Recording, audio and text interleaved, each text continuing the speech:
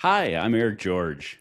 And I'm Lindsay Mayer, and this is Where Coffee Gets Spilled, a conversational podcast where careers get human.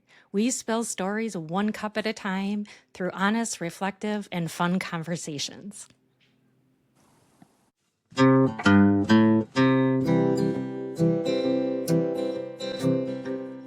Grab your cup, relax. You're not running late. Let's just spill the beans and let the convo percolate.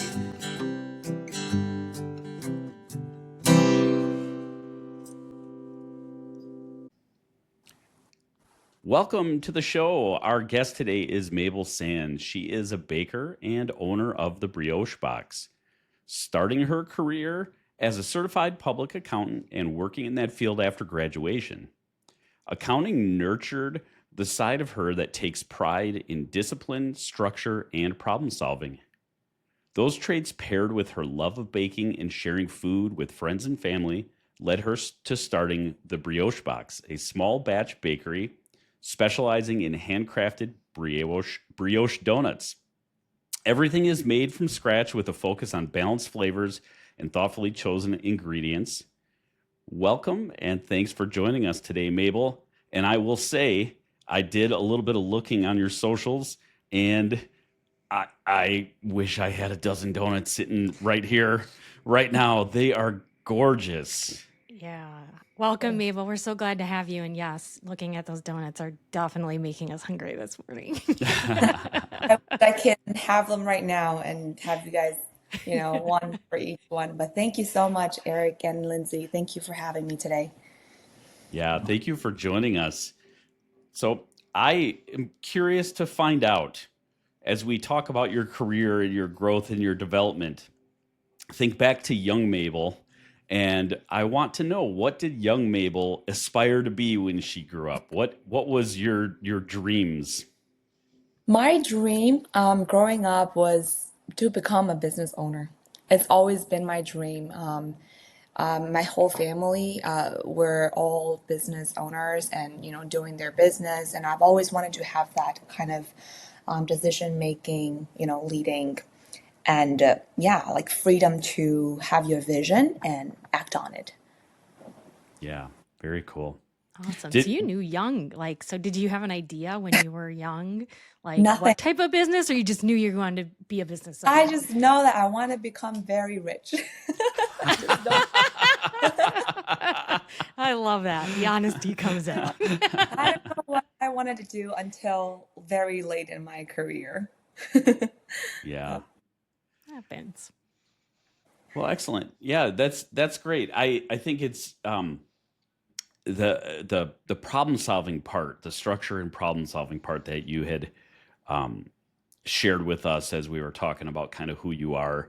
I think that really is well incorporated in the entrepreneurial world. So we'll get into that as we go here. But I'm very interested to hear how you landed in uh, accounting. How did you decide that that was what you were going to study, and how your early career was going to play out?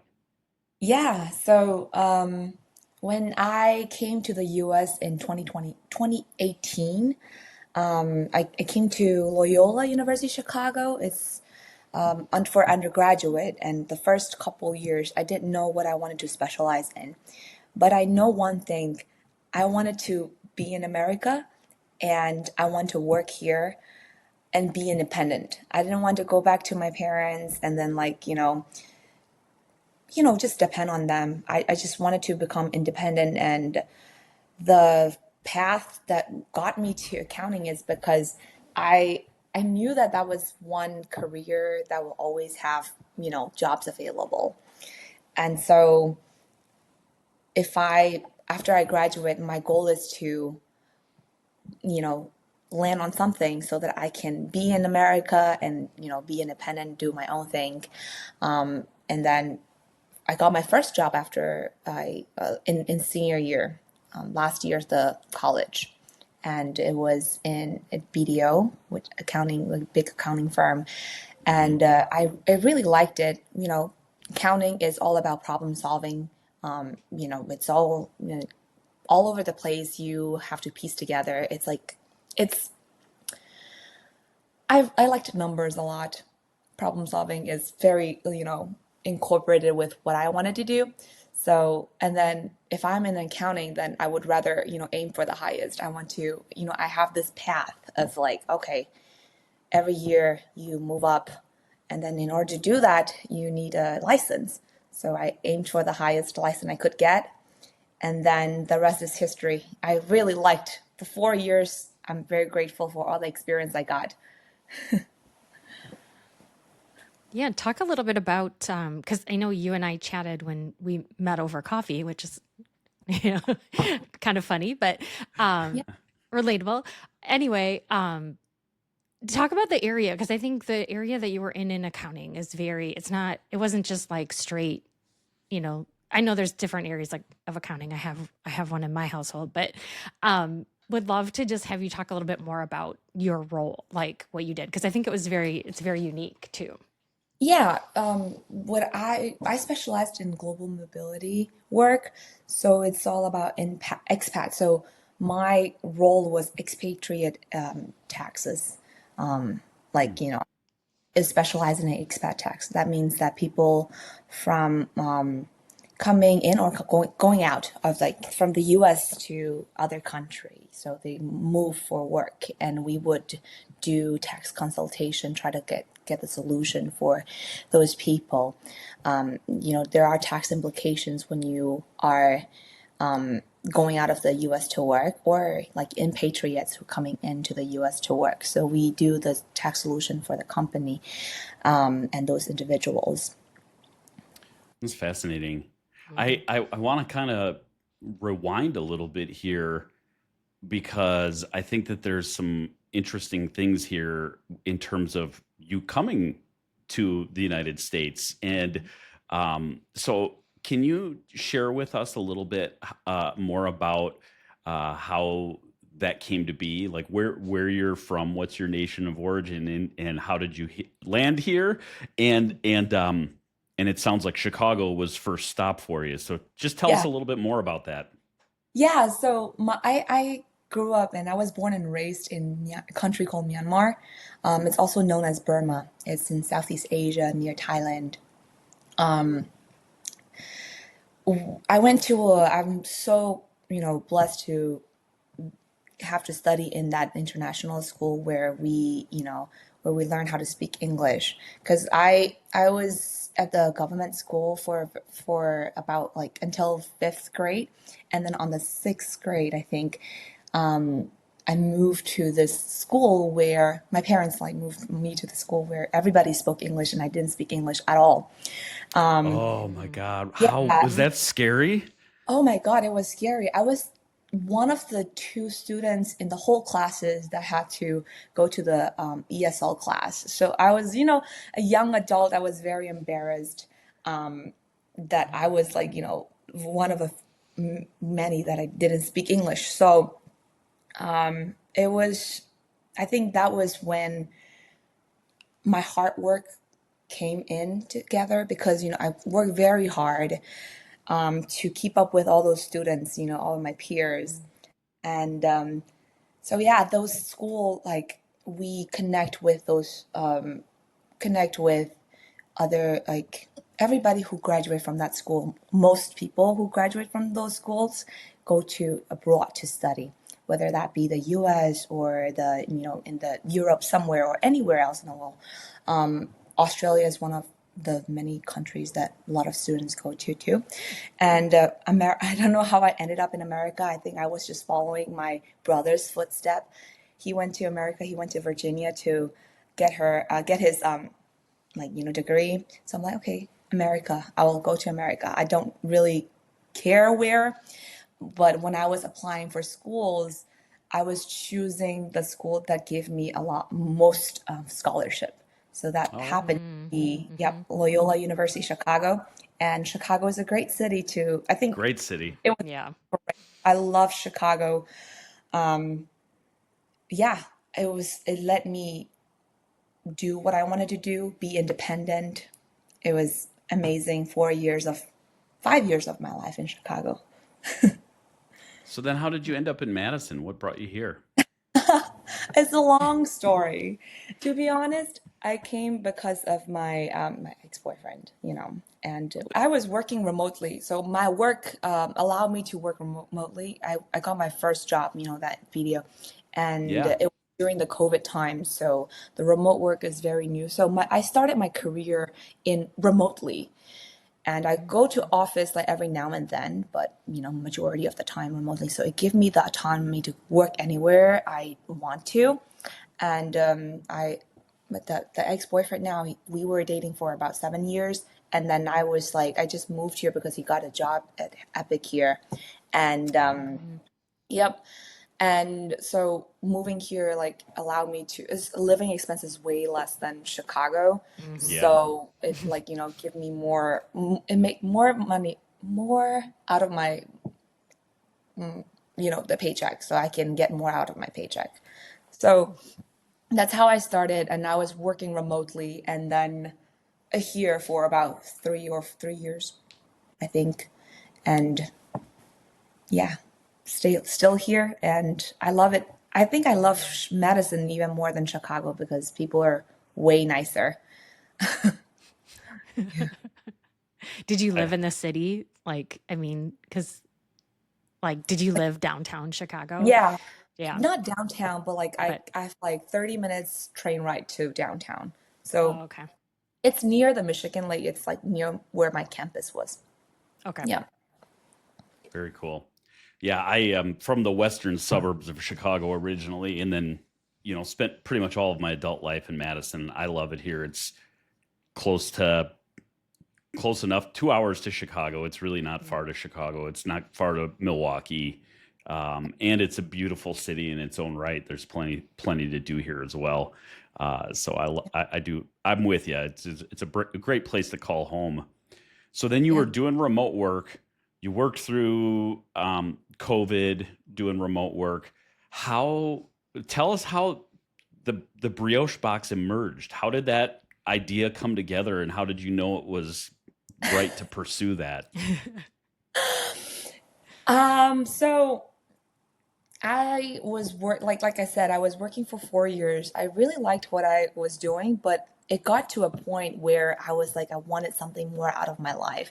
And I know like I was last year, like throughout the very like last 4 months of 2025, I was just really struggling internally about like what I want to do in life because I know that if I keep doing what I'm doing, I would remain miserable. Like I mean like it pays well, the job is comfortable, life is comfortable, everything was great, but there was something in me that's like I'm not satisfied with it.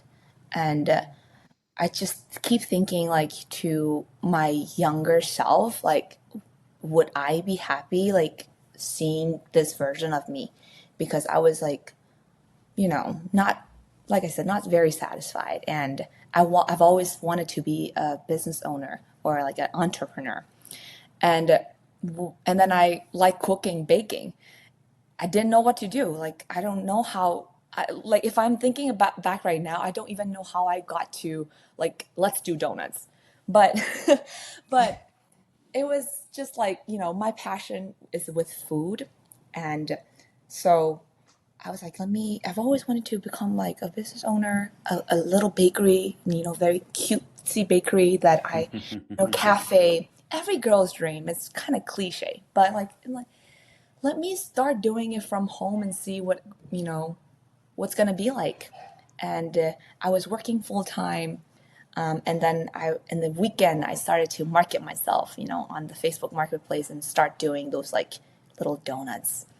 And it's kind of rare here. You cannot find anything like that. I just somehow landed on something that's like unique and going back to the basics of like, the food and the good ingredients, all that, the passion where I land. I have always been in like passion in fitness and food. They're so related to one another. So, and I love sweets. So I'm like tie everything together Me too. and Yeah, I know. and tie everything together, and then we give birth to like this brioche box. Awesome. You yeah, you talk about your perspective of food, and I'd love to hear you talk a little bit more about how, because it sounds like food has been like a connection with family and friends for you. And I know you had mentioned about cooking for them and things like that. And so I think that's like food and the connection with people are a big thing.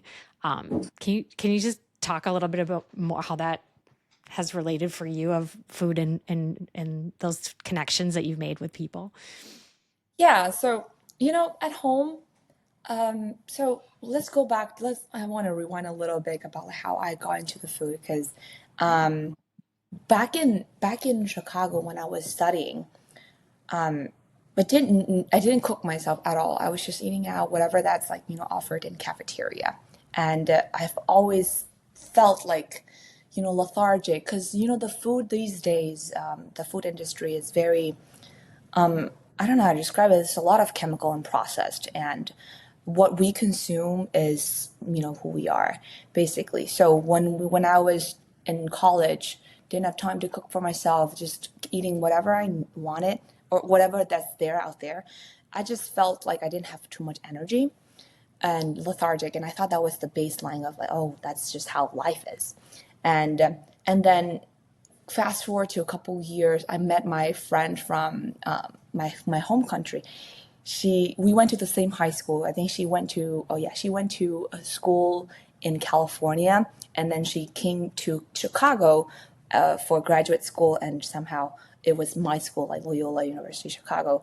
And we met together, and then she was working out. She was doing on his like this journey, and I start to go to gym with her, and then a couple months after I started working out, I see some changes in my body and like how I felt, and then one thing led to another. After work, fitness, I just started to eat better, and I started to cook a little bit, and I just start choosing what I put, and being selective of like what I eat. And then I just start seeing like my energy change. So I'm like, okay, I'm gonna focus more on like cooking myself, good ingredients, no junks, like not like cutting out, but like very selective of like what I put into going back to the basic of like how food has always been. So I was like researching a lot, and that's where my passion lied. And it's just like I want to keep creating things because I feel great with what I eat. My diet changes, like I feel great. It's like my energy is like limitless after I invested myself for like 6 months of eating right and working out right. So that's how like my passion just keep growing, and then just fitness and food just like just like I just wanted to keep doing it, and it's very important for me. And then I love to cook for my friends. Like we host family, like those grills and all that stuff. And it's just like when people eat my food and say that, oh my God, it's really good. It just makes me feel so happy. Like I'm just like something just light up in me, sharing my food and people liking it. And then when I was just stuck with like, oh, what should I do with my life? I just go into the kitchen and do something and share it with my boyfriend and my mom, and then they like it and just like make me happy. So I'm like, maybe I should, this is something that I want to do. Because people say that like you shouldn't make your hobby into career, but then I don't think that's. I mean, it depends on like people. I think if I really like it, it's really tiring work right now to like bake for so many people. Like my days can be as early as 1 a.m. But then it's just like makes me feel so happy, and that just keeps me like, keeps me going. Yeah, I mean, I think if you have a passion with something and it's leaning on your strengths and you're good at it, I think uh, go for it. Personally, Thank I think what's very interesting about what you were saying too with it, you were kind of dipping your toe in the water a little bit with your early posting to Facebook Marketplace, and you were still full time And I think those little tests are very important. They're a very important part of the early stages of being an entrepreneur, right? I think you have an idea, and it's very risky unless you're independently wealthy to just go full speed ahead with an idea.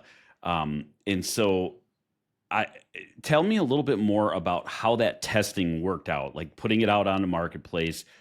What were some of the early lessons that you learned from that experience? And what were the signals that it was time to start scaling it up a little bit? Yeah. So the first couple weeks or like couple months, I was testing a lot of products. So the brioche donut was the main thing that I offered.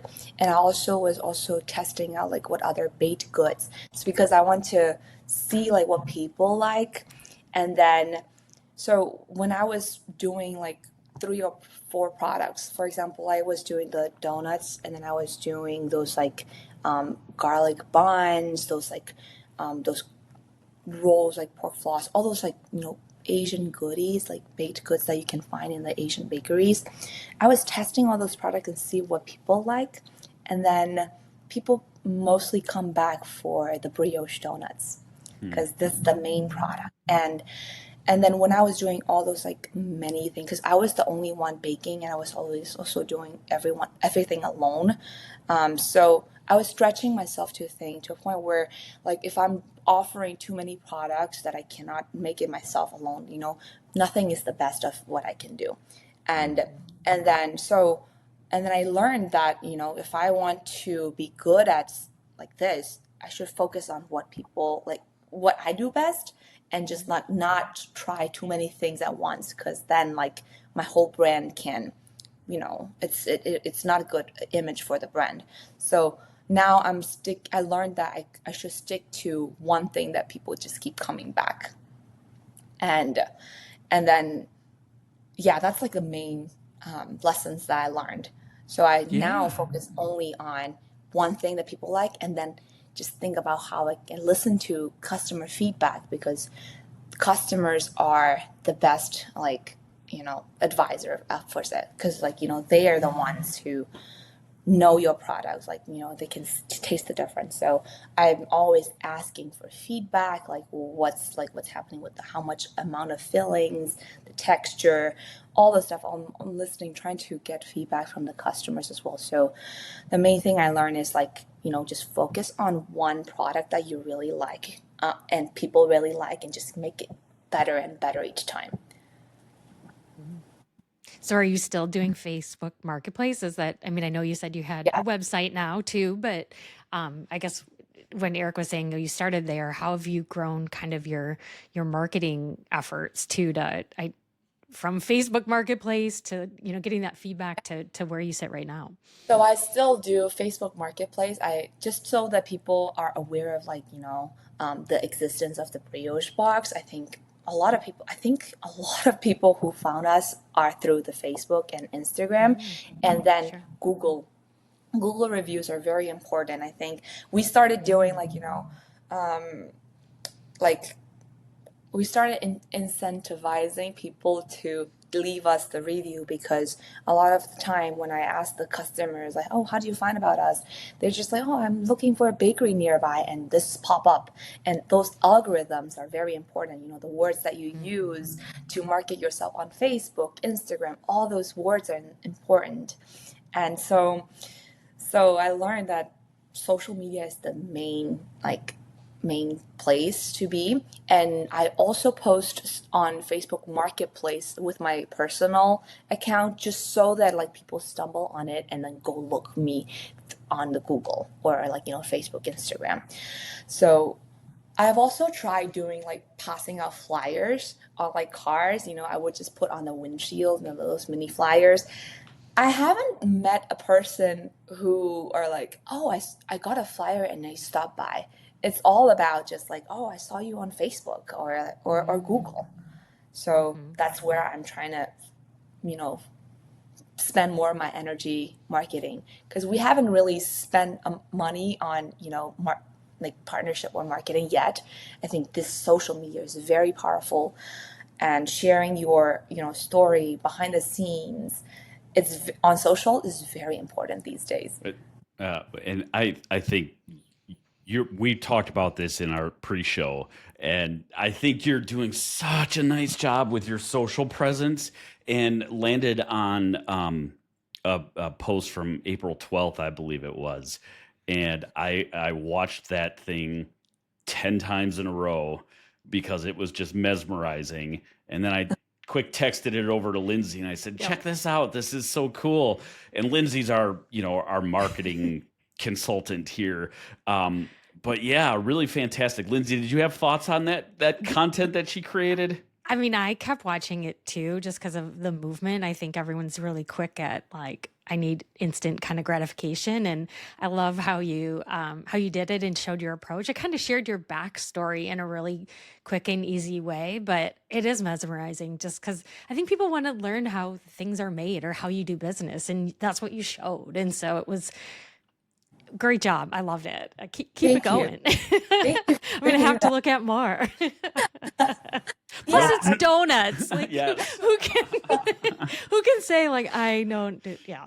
Yeah, the pictures of the product are just gorgeous too. Yes, I they mean, are. very, Yeah. they look, the product themselves look pretty, but the way that you're presenting them in your social, it's really well done. And so I think that does help. To your point, you nurture the search engine optimization, you nurture keywords and things like that. But then when people show up and look at your website or your social feeds, what are they seeing, and what is Mhm. communicated to that? So it's interesting and fun to see some intentionality behind that. Yeah, yeah, yeah, I love for it. sure. I guess, for your story that you shared, Mabel, talk a little bit maybe just about advice that you'd want to give our listeners. So if somebody's listening to this, hearing your story, hearing your transition from, I mean, being a CPA to owning a bakery is a big switch. So if you can leave our listeners with any sort of advice, what would you give them? I think like my advice would be like if you have something in mind, um, try it. Because like there's nothing really to lose. Because I think like these days people are very concerned of like, oh, what would people think about like, me if I do this or that. Like, we're very like live in a time where, we're on social media all the time and care about what other people think. And so like when you like but then at the end of the day it's just going to be you, and you with your own mind. You live with yourself, you don't live with like others opinion. So it's just like, what do you really want to do? And just like, sometimes it's good to sit down in a silent. It's scary to be in silence sometimes, because your thoughts are just like crazy. But then like really hear yourself, hear what your body is telling you, your mind is telling, and then just try it. Like there's nothing to lose. And if anything, like if it goes out well, like it's going to be the best decision of your life. Because now that's how I'm feeling. I was very scared to like actually leave my job, but then like if I don't do it now, I don't know when I will do it, and I might regret this moment. So just do it. Just do it. Yeah, Just one do it. one I one love it. final question from me. Yeah. Because you're on the earlier side of your career compared Mhm. to most Yep. of our other guests. How do you see things going, and what are some of the goals that you're setting for yourself that you're comfortable sharing? You don't have to share, proprietary goals for your business, but what are some of the things that you're still reaching for? Right now, because like you said, it's very early. Like my business is just about officially 2 months, you know, old. So my goal right now is to remain my quality, just keep up with the quality, people, and then make my presence known so that I'm not ready to scale yet. Like I need people. I know that I'm gonna start needing help from hire some people. But my goal right now is to just keep improving my product, keep improving the customer experience, and then let a lot of people know. Like if somebody wants donut, and like those cream filled brioche donuts, like I'm the one to come. That is very important. Word of mouth, people sharing about, because I don't want to market myself too much. I don't like marketing. I don't like marketing materials. When you scroll Instagram or social media, you see those marketing. I don't want to be that. I want my brand to be known from families and friends, and they just like, oh, I tried your donuts from my friends and I really liked it. Those are the customers I'm trying to gain. So that's my goal for now. I think for the end of year, I think it's going to remain the same, because building a reputation it takes time. And then I want to keep my quality high, like, keep getting better with the feeling on the donuts, or like better and better. So Very cool. Awesome. Thank you so much for joining us, Mabel. I really appreciate you sharing your story with us. It's been really nice to get to know you. Yeah. Hope that the audience has enjoyed it as well. thank you. Thank you so much Yeah. for allowing me to share my story. Yeah, glad to have you. And if you like this, or please go ahead and to our listeners, please like it, leave a comment. We want feedback too. How Mabel mentioned, feedback is always the best to help us improve. So yeah, please go ahead, like, share, and send any comments. We'd love to hear more. Subscribe and rate on whichever platform your preference is. Thank you so much for joining us, and thanks again, Mabel. Have a great week, and we'll see you guys next week. See you next week.